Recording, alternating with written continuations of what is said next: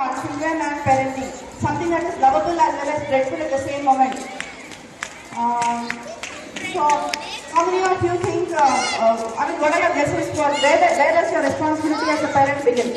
Is it when you know that you are expecting a child soon, or is it when your child is born? I say neither of them. Your responsibility as parent begins right when you plan to conceive. Yes, true.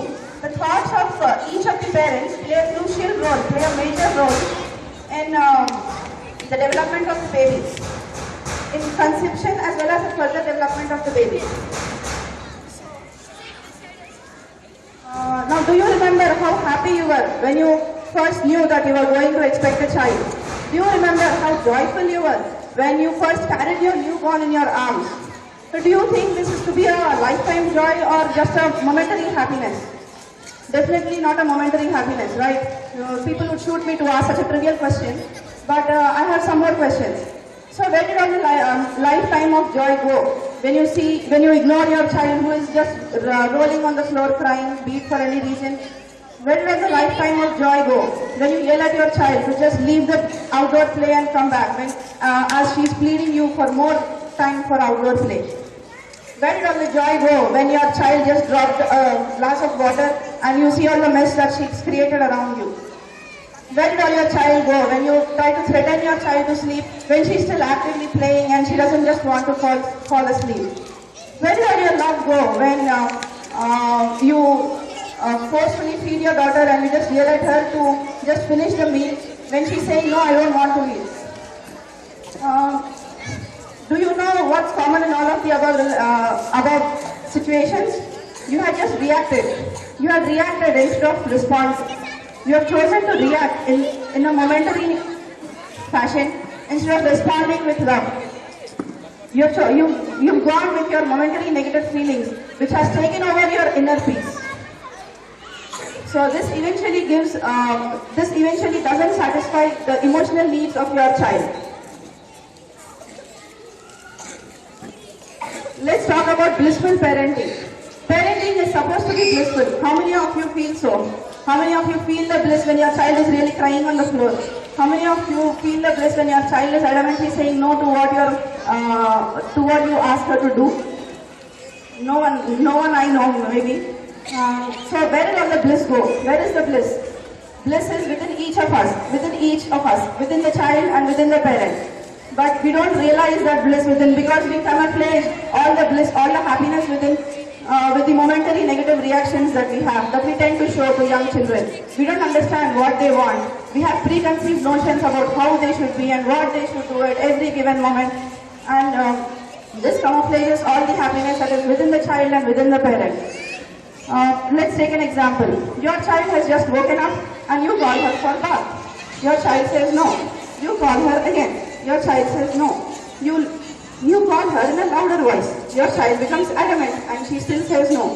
You call her in an even louder voice. She's even more adamant. Then you use shame words. You yell at her and she cries. Then you yell at her for crying. She again cries. So you know what just happened?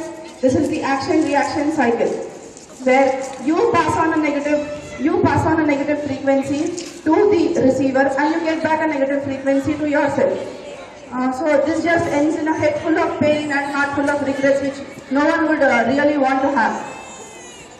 So what needs to be conveyed to the child is that you have to get down to the frequency of your child's thinking. Your child's brain is still not mature. So you have to get down to the frequency of your child's thinking and explain to her in the language that she is able to understand. The point is that it is not that she is not willing to listen to you. She does not have the capability to understand your words. And she does not have the capability to get into your frequency and understand the words that you talk just as an adult. How many of you heard this line? You are what you think. Yes. So every thought that is within your mind affects the physiology and eventually affects your health. So when you had chosen to react in a harsh way to a child, instead of responding in a loving way, you have chosen to allow the negativity within you to take over your inner peace. That means you have chosen the negativity within, negativity, not sorry, it's not within you. You have chosen the negativity to cause you a headache. But what do we claim? We claim that dealing with children gives us headache. No, an absolute no. Dealing with children doesn't give us any headache, any pain. Reacting to children in a harsh way gives pain and eventually strains the parent-child behavior. For example, let's take the tantrums. Tantrums are a healthy way actually for a child to ask for love. They repeatedly throw tantrums because they want our emotional support. They want the warmth of holding them. They want the warmth of hugging them. So, for example, take your 1.5-year-old who is asking you to carry her. But you, out of your physical tiredness, you get irritated. You don't want to carry her at that moment. Not that you have some hatred, but you just allow your physical tiredness to take over your maybe the decision-making capability of yours as a mother. So. You react in a very irritated fashion, saying, no, I don't know, I cannot carry you. You're a big girl. You have to walk now. You don't ask me all that and all. But the child did not receive love to her request. What she received was negativity. So she will obviously keep asking for more and more and more to carry her. She will ask the same repeatedly, until she eventually gets the emotional satisfaction that she is actually looking for. As a parent, when we look only at the physical level of what the child has requested for, you are missing the point to connect with your child at an emotional level.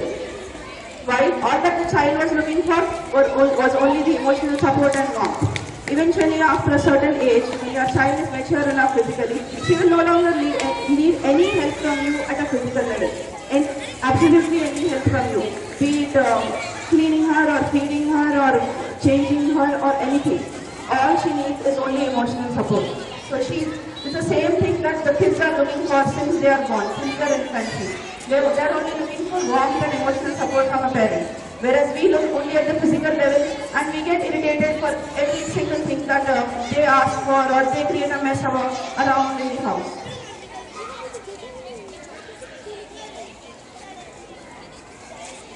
So, behavior has two aspects to it: inherited behavior and acquired behavior. For acquired behavior, the major factors that play a role are immediate caretakers, parents, grandparents, teachers, family, friends. So the child who just started going to school is sure to get some acquired behavior from their surroundings. The parents now who are very busy hardly spend 2 or 3 hours or maybe 4 or 5 hours with their children in a day which has 24 hours. And mostly that time is spent in forcefully feeding them or setting them to sleep or the next day getting the child ready to school. So there is a quality time that is being spent with the child. There is a time to learn a child, to read the child, to learn what she is learning from as a part of acquired behavior. So all I want to focus is take time to analyze your child's behavior and teach them ways to move to positivity by yourself moving towards the positive frequency band and be a role model for them.